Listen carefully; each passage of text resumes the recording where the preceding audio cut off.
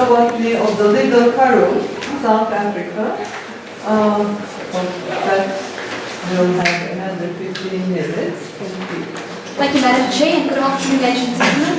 I'm Margaret. I'm from the University of Johannesburg in South Africa. My presentation today is based on a quantitative ethnobotanical study from the Little Karoo, South Africa. So the content of my talk today will be divided into three main sections. Firstly, a Little Karoo checklist that was compiled, which I will discuss a bit later. The ethnobotanical survey that was done using the matrix method by Ben-Erik and Vanwyksdorp, and then also a few examples of species in the Little Karoo which are scientifically poorly known, but very important, as well as some unusual new records, and then finally my conclusions and acknowledgements. So the aim of the study is also part of my PhD study, the qualification of traditional plant use in the Little Karoo. And the study methodology followed is a literature study where all existing data on the Little Karoo plants are recorded. And then the quantitative surveys were done in quite a few of the Little Karoo towns. I'll show a map just now to show you the locality of all of them. And then comparative studies of the plant uses by the matrix method.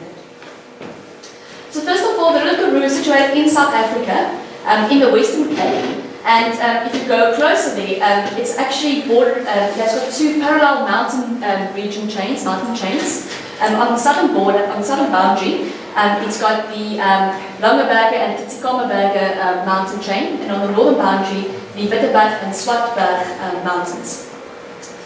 And these are the towns that we've studied as well, where ethnobotanical surveys were conducted. Some of them were visited in a reconnaissance phase trip. So this will be elaborated on in the next few slides.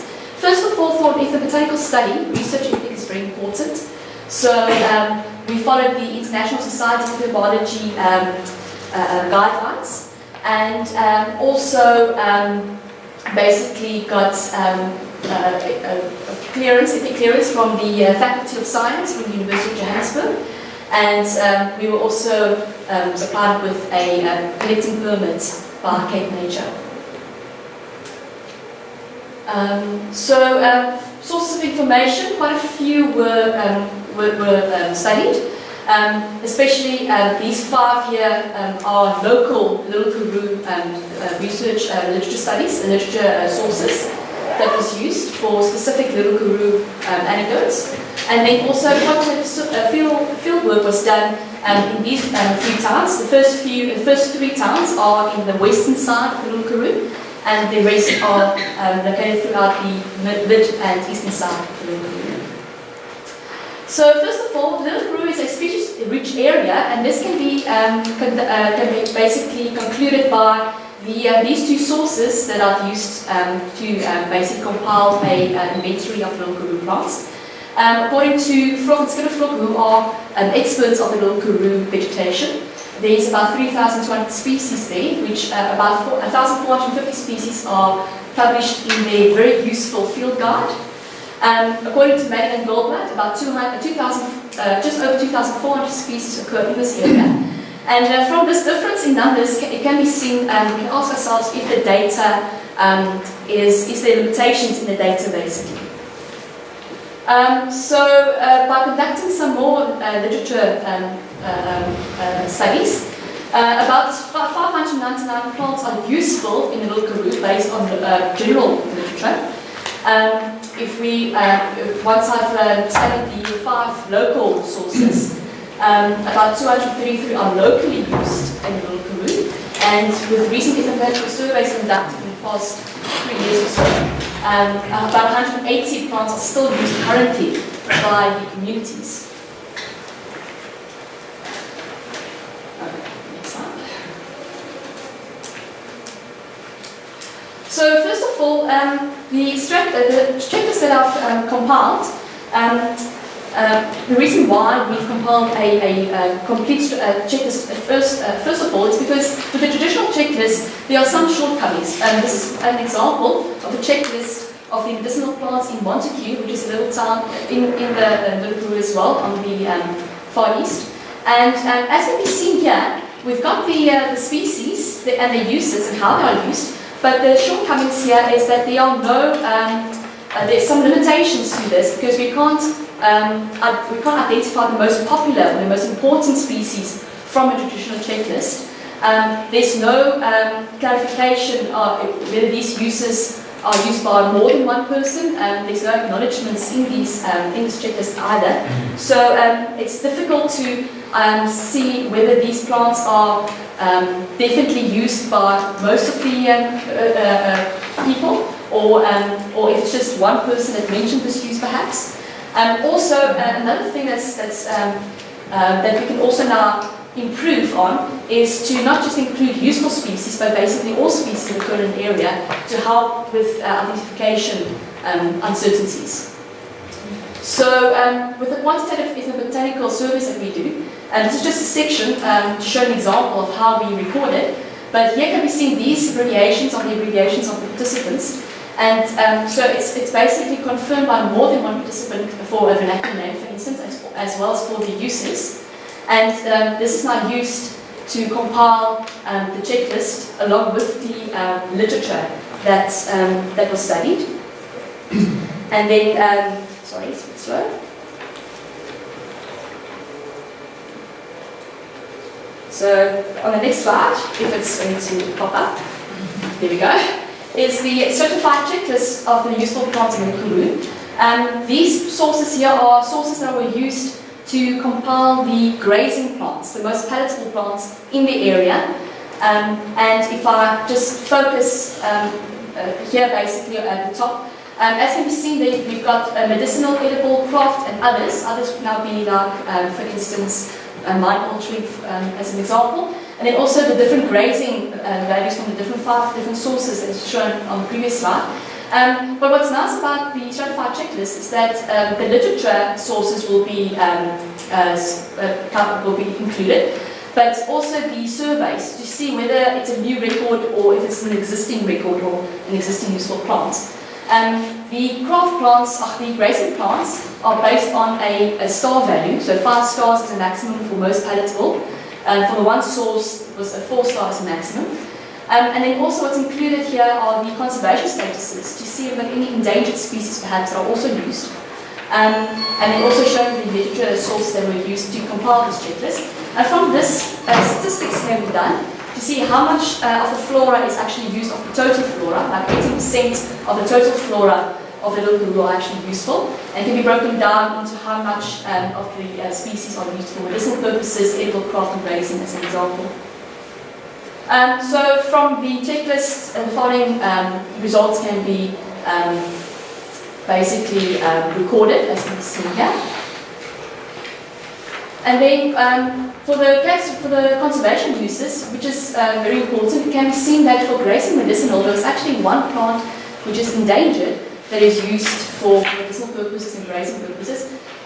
For both these records, it's the same species, Castelia rustica, which in the Montague Museum remedies, it's used for topical application. But also, luckily, it's a grazing plant, but actually a poorly grazed plant. Only got 2 out of 5 stars. So moving on to examples of plants that are useful from the checklist that was compiled. So I'm just going to focus firstly on palatable grazing plants. So pastoralism is very important. It's a very important culture in Little Karoo for many years now, especially for sheep and ostriches, and lately also for game farming. And as you can see here, these are the 5 references that we used. They've got from a maximum of 5 stars each to the last resource having a 4 maximum star.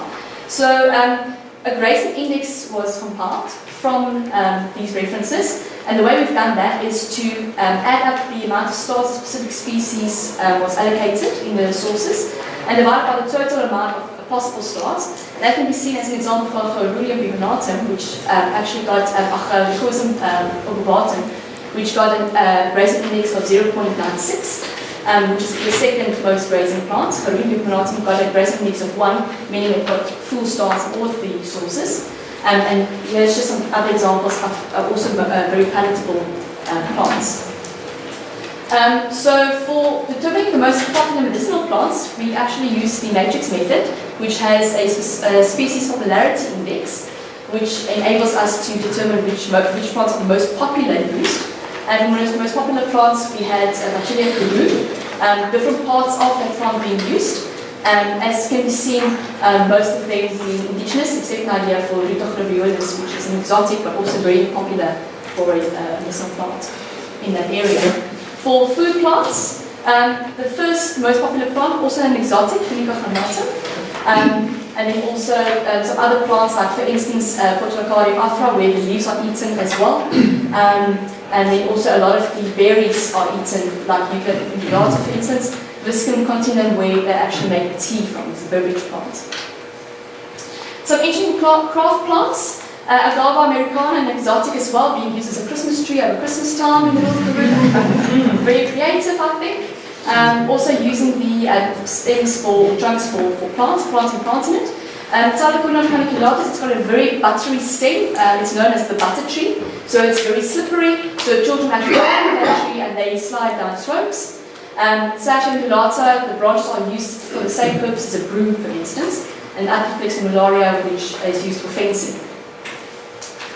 So moving on to the second part of my talk, the matrix method. There's just a graph show the amount of participants that participated in the matrix method, the number of people, the number of participants. So in total, from reconnaissance and the quantitative surveys, we have just over 100 participants. And I just want to show their faces, not just because they are such interesting people, but also to acknowledge their very valuable contribution to the study. And their friendliness, and that they become friends of yours over the few years that you do the study. So here are the participants from the western towns of Little Karoo, as is listed here below. And then moving on to the Middle Eastern parts, we've got fewer participants, but they had they had a higher specialized knowledge on the plants. So we got very interesting results from interviewing these people as well. So the matrix method, how does it work? Very quickly. There are two indices, the species popularity index, which is calculated by a total of 6. We ask the participants 3 questions. First question, if they recognize the plant with a positive answer, they get a point mark application of 1. Secondly, if they have a name for the plant, if they do, they get a mark application of 2. And if they have a use for the plant, a mark application of 3. Adding that together gives you a total of 6. And then out of that we also can determine the Ethnobotanical Knowledge Index to see if the participants' knowledge is very rich or not as rich. This is just an example of a page from a flip file that we use. So we have pictures of these plants, usually specifically with a hand or finger to aid as a scale for these people to recognize it, so that in the comfort of their own home, they can explain to us if they know these plants and if they use them. So this is just an example. I'm not going to bore you with all the data, but it's just an example of how the species popularity index for each town can allocate to us the most popular species used in that town. Like for instance in Vanwyksdorp, Artemisia afra got a species popularity index of 1. Everyone knew the plant and had uses for the plant. For the Ethnobotanical Knowledge Index, this is now one of the other towns, Zoar, where it can be seen that it varied from 0.15 to 0.95 value, where you can see that this man had a very rich knowledge of plants and even knowledge about more than just plants. He had a rich value in knowledge of his boats as well. He knew all his boats by name. So the matrix method can allow us to do comparisons locally, regionally, and even globally. So this is just an example of showing how local comparisons can be made with communities. And here we've got the 3 towns in the western part, and then the middle eastern parts were combined. And as can be seen here, if I can focus your attention on Vanwyksdorp, you'll see that all the indices are above 0.6. The reason for this, Vanwyksdorp is a very isolated town, and these people in Vanwyksdorp is still very dependent on nature. They are far away from doctors and pharmacies and towns as we know it. Also can be seen a lot of overlap, but even some differences due to the availability of the plant. kind of finished now. Just here again, the same compare species as can be seen, species that overlap, but also differences due to growth patterns. Here we've got some regional comparisons between the Little Karoo, but also the Khoi-San and the Achterhansen, which are two different areas in South Africa. And there are a lot of similarities, but also a lot of differences, yet again, due to endemism. Just some examples of plants that were very interesting. Picoletia paradifolia, very important Little Karoo, but scientifically poorly known. Almost no publications were found on it. And just the uses, as we see, multiple uses. Cadalba aphylla, once again, scientifically poorly known, but very well known in the Little Karoo. Also different types of uses, from stomach ailments to chest ailments. Osteospermum calendulaceum, yet again, a very poorly known plant scientifically. Topical use is the main use for this plant, very important in Little Karoo. Some unusual new records, Pneumona capensis. Very interesting to know that they use it for treating alcoholism. If you are interested in knowing how to do that, you can speak to me afterwards. Ricina humanis, also a new plant basically, mainly for female disorders, treating female disorders.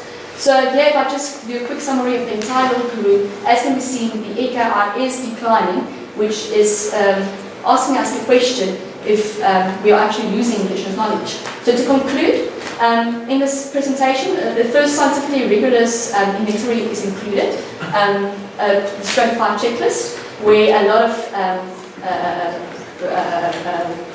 statistics can be determined. Also, quantitative methodology allows us to compare locally, regionally, and globally. But as can be seen with some of the differences that were found, that the knowledge wasn't uniformly distributed all the time. Some new records that we've discussed, some vernacular names that I haven't shown, but like for instance, Homdwelling is a new name for Little Karoo, and Dysselsdorp for Picoletia paradifolia. And then again, lots of indigenous knowledge. The reason why we are doing these studies is to provide back to the community so that they do not lose this valuable knowledge forever and for future generations. Current and future directions, continuous feedback, very important. It's being done through visiting them, giving them posters and scientific publications and eventually books. And then also some basic chemical and pharmacological studies are being conducted for the poorly known plants as well. So I would just like to acknowledge the NRF for funding, the university, and then last but not least, the most important participants. Thank you.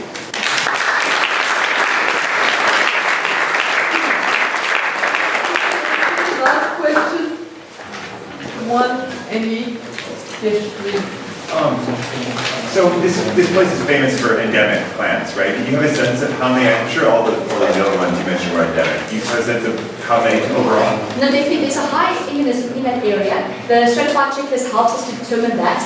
At the moment, we are working on comparing that data. My co-supervisor, Anne-Lise, will also compile the field guide, the field book.